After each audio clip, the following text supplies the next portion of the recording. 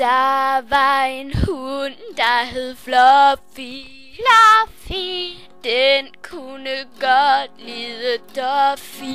Duffy. Men Fluffy havde age.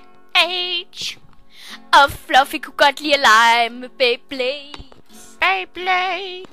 Så var der skildpadden Børge.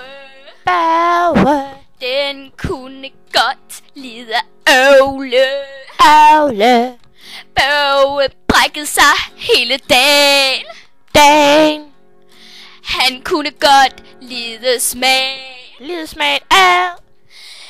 For vi hedder Pepperlicious. Så var der pindsvinet Arne. Han punkterede alle dækkene på bilerne. Men pludselig blev han væk i en sæk.